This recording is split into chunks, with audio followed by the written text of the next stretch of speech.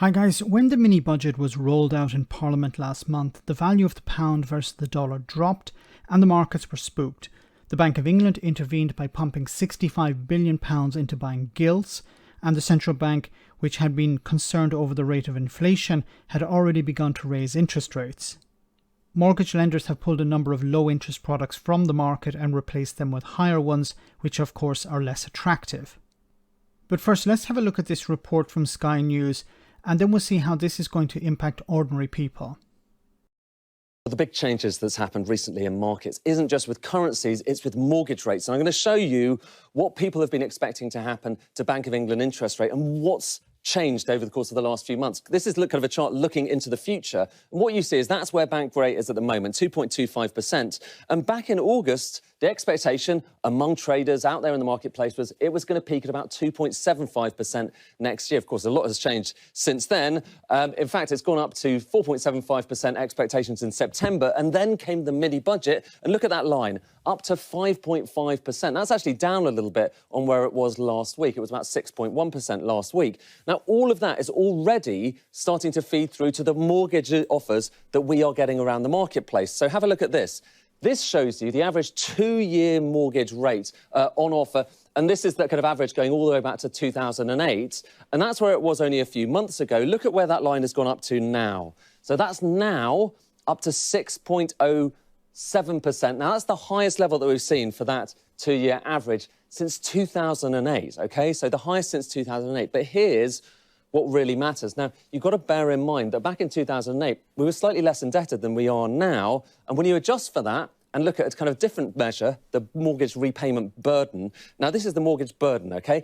The higher this line is, the more of our incomes we're having to pay on mortgage repayments on any new deals. And look at what's happened recently. You can see that earlier on, only about a couple of months ago, it got up to the highest level that it had been since 2008. But since then, it's got even higher, up to the highest level since the late 1980s, early 1990s. And this is the real concern. At that rate that we're seeing right now in the marketplace, you are seeing the highest level of repayments that we've seen since a period when the UK was about to face the biggest housing crash it ever faced before. That's the big concern, both politically and economically for the Conservative Party, that this cost of living crisis is also going to become potentially a mortgage crisis. Okay, well, let's ignore the Conservatives for a moment. The Conservatives, of course, are the party of homeowners.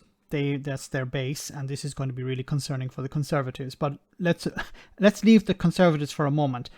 How does this affect ordinary people? Both people who have mortgages and people who don't have mortgages. Now, as you can see here, according to this graph, we're getting close to a point where it's 28%, almost 30% of people's income is going on mortgage repayments.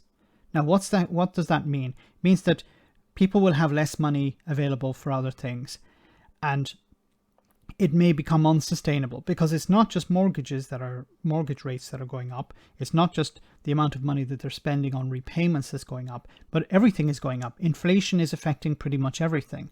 So people who will see their mortgage rates double or triple are going to end up defaulting. They're not going to be able to pay these rates. So what will happen is the home is repossessed. That person may lose their home or lose their second home.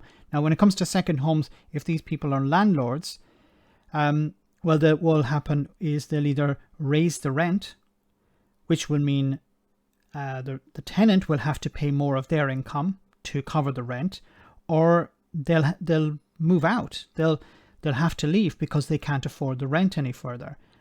So they'll have to move to another property if they can find another property at the same or at a lower rate, which is probably going to become more and more difficult as landlords sell up, because a lot of them won't be able to afford this if they have a mortgage on the property that they're renting.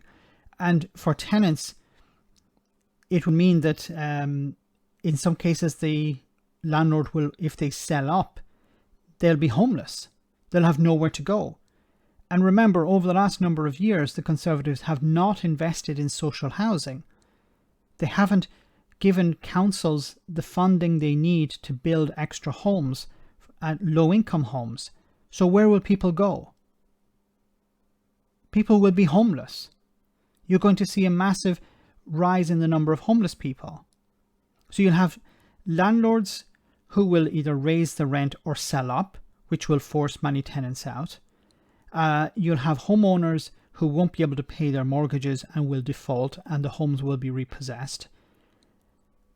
And the Conservatives are looking at this, and surely some of them are realizing we need to step in, we need to do something about this, otherwise we're going to lose our seats. So a disaster is on the horizon. It's already starting to impact some people, and unless something is done about it, I think it's just going to get worse and worse. The Bank of England need to lower interest rates. Instead, what they're doing is they're raising interest rates because the Bank of England is focused on inflation. They believe that if they raise interest rates, they can bring down inflation. They're not interested in the economy. They don't care about a recession. They don't care about people losing their homes. The Bank of England do not care about any of that. Their goal is to bring down inflation down to about 2%. It's currently at about 10%. So there needs to be a massive correction. The Bank of England would be happy to see a recession because that would bring inflation back down again. But it would mean job losses, people losing their homes, tenants being kicked out of their apartments or homes or houses, an absolute disaster. I'm sorry to say this, but this is what's on the horizon. Let me know in the comment section, guys, what you think. As always, your comments are greatly appreciated. Thanks a lot.